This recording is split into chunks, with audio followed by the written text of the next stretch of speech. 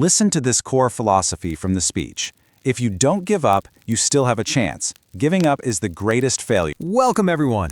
Today we're diving into an absolutely fascinating explainer, breaking down one of the most perspective-shifting speeches you will ever hear. We're talking about Jack Ma's legendary address at Moscow State University. We're going to look at the raw data, the unbelievable setbacks, and the profound philosophies that took a guy from extreme poverty to becoming literally one of the most influential visionaries on the planet. Listen to this core philosophy from the speech. If you don't give up, you still have a chance. Giving up is the greatest failure. Now, I know we hear quotes like this all the time, right? But for Jack Ma, this is definitely not some cheesy poster cliché. This is the hard-fought summary of his entire extraordinary journey. So keep this idea in the back of your mind as we go, because it's really the ultimate takeaway of his life story. Section 1. Jack Ma's Extreme Failures. To really understand the billionaire, we have to start with the early years. And trust me, Jack Ma was no child prodigy. He faced inescapable poverty and just agonizing academic failures. Knowing his family couldn't afford a tutor, he actually cycled 40 minutes every single day to a local hotel just to practice speaking English with foreign tourists. In fact, one of those tourists is the person who gave him the nickname Jack. But I want you to consider the sheer weight of this number, 30. This represents the truly grueling rejection phase of his early career. He was turned down for over 30 different jobs. Think about that. In one instance, he applied for the local police force. 5 people applied, 4 got in. Yep, Jack was the sole reject. He even applied to Harvard University 10 separate times and was ignored all 10 times.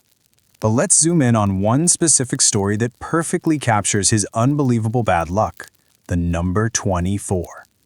When the fast food giant KFC first opened its doors in China, people rushed to get a job there. It was actually seen as a huge opportunity at the time. Exactly 24 people applied for the gig.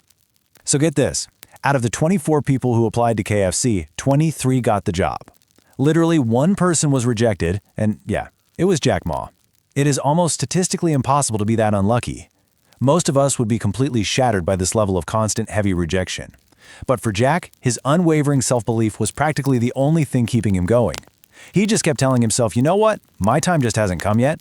Section 2. Life's Turn with the Internet's Magic. Okay, so fast forward to 1994, Jack travels to America and encounters something that would alter not just his own destiny, but human history, the internet. He sits down at a computer and does something incredibly simple. He searches the word beer. The search results pulled up American beer, German beer, Japanese beer, but there was absolutely nothing from China. China was completely missing from the digital map. And in that fraction of a second, it clicked.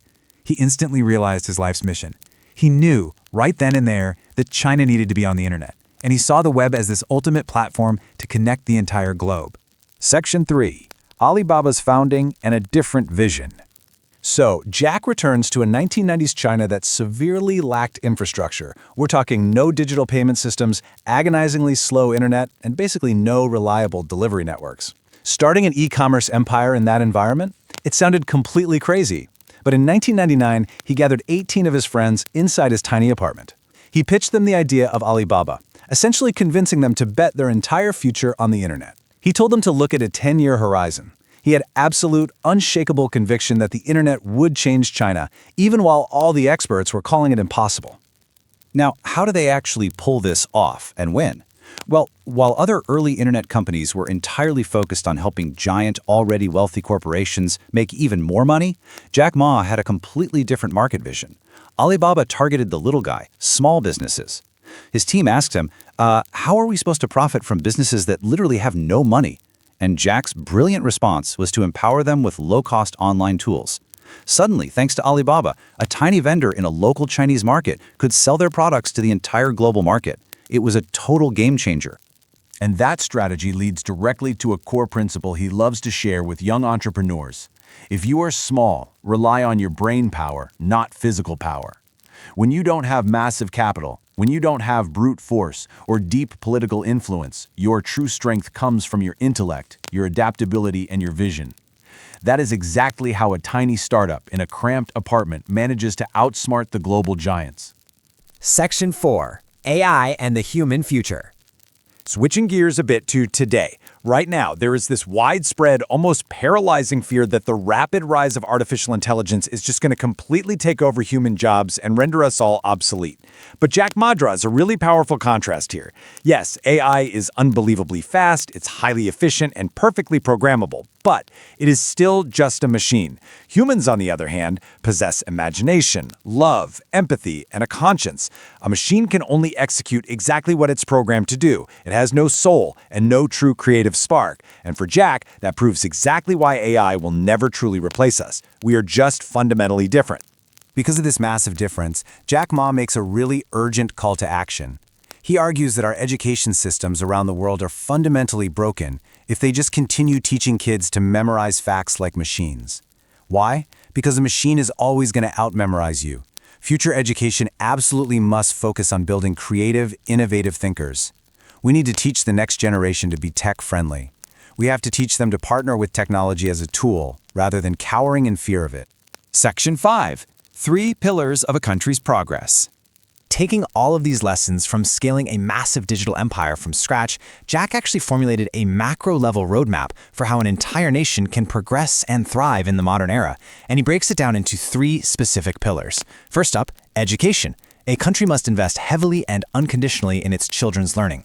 Second, trust and entrepreneurship. Society has to foster a culture of trust that actively supports its risk-takers and its innovators. And third, a transparent government.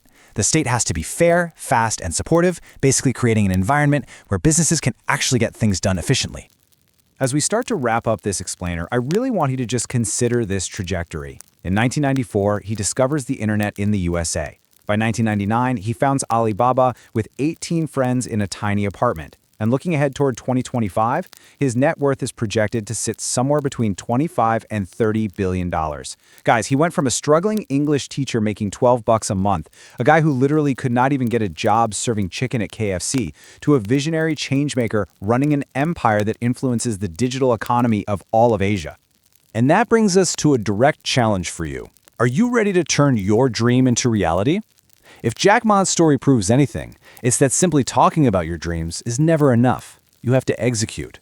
You have to embrace failure, accept rejection as just part of the process, and rely heavily on your brainpower when you're the underdog. Stop just dreaming about